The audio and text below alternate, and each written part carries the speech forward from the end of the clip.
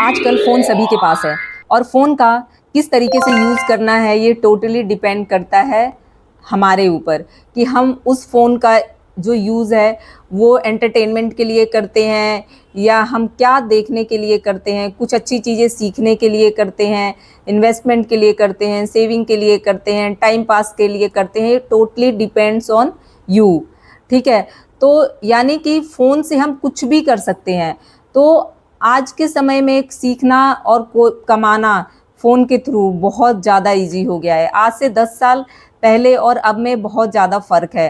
किसी भी चीज़ को सीखने के लिए हमें जाने की कहीं ज़रूरत नहीं है। हम फ़ोन पे ही बहुत सारे ऐसे प्लेटफॉर्म हैं जिस पे कि हम सर्च करके सीख सकते हैं। मैंने आपको अभी कहा कि हम फ़ोन से सेविंग और इन्वेस्टमेंट भी कर सकते हैं। तो सेविंग और इन्वेस्टमेंट कैसे कर सकते हैं, इसको जानने के लिए सबसे पहले हमें ये जानना होगा कि आरडी यानी रेकरिंग डिपॉजिट और एसआईपी होते क्या हैं और इन दोनों में क्या फ़र्क होते हैं। तो सबसे पहले बात करते हैं दोनों की। तो दोनों ही हर महीने छोटी छोटी बचत करने और इन्वेस्टमेंट करने के तरीके होते हैं। आरडी और एसआईपी में थोड़ा अंतर भी है, उस अंतर को भी हम समझते हैं। सबसे पहले हम समझते हैं आरडी को एक एग्जाम्पल के थ्रू। सपोज करिए कि 1,000 रुपये आप पर मंथ आप बचाते हैं और एक लिमिट टाइम के लिए यानी 1 साल के लिए हम ये सपोज करते हैं कि 1 साल के लिए आप आरडी में डालते हैं हर महीने 1,000 रुपये। साल के एंड में आपका पैसा 12,000 हो गया।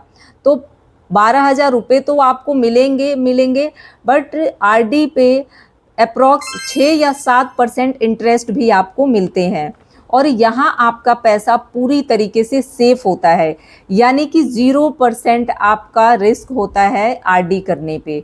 आरडी बैंक और पोस्ट ऑफिस में किया जा सकता है बट इसके लिए आपको ना तो बैंक और ना ही पोस्ट ऑफिस जाने की ज़रूरत पड़ती है। मतलब आप फ़ोन से ही आप आरडी कर सकते हैं, ये बैंक में और पोस्ट ऑफिस में भी। ठीक है, तो इसके लिए हम अगली वीडियो में बात करेंगे, पर हम अभी यहाँ पे ये समझते हैं कि होते क्या हैं।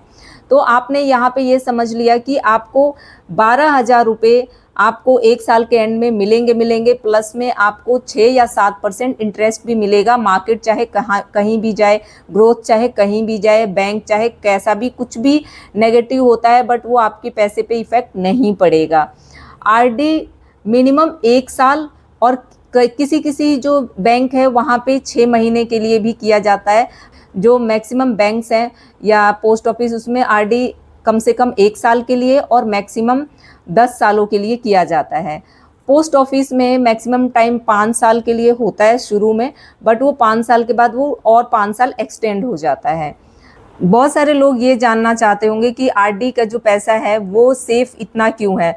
आरडी में जो पैसे डाले जाते हैं यानी कि जो लोग आरडी करते हैं वो पैसे बैंक क्या करती है कि या तो आगे फॉरवर्ड करती है लोन के लिए, यानी जो लोग लोन लेना चाहते हैं तो उनको लोन देती है और वहाँ से ज़्यादा इंटरेस्ट लेके और फिर ये 6 या 7% इंटरेस्ट हम लोगों को देती है, यानी कि जो आरडी करते हैं। आई होप कि आप लोगों को आरडी का मतलब समझ में आया होगा। दूसरी तरफ हम बात करते हैं एसआईपी। एसआईपी भी छोटी छोटी बचत को करने और इन्वेस्टमेंट करने के तरीके हैं, ये आपको मैंने बताया। तो एसआईपी में भी सपोज़ आप हर महीने 1,000 रुपये आप सेविंग करते हैं और एसआईपी में डालते हैं। आपको अप्रॉक्स 12 से 15% आपको इंटरेस्ट मिलता है बट आपका जो पैसा है वो म्यूचुअल फंड यानी कि स्टॉक मार्केट में आपका पैसा लगाया जाता है।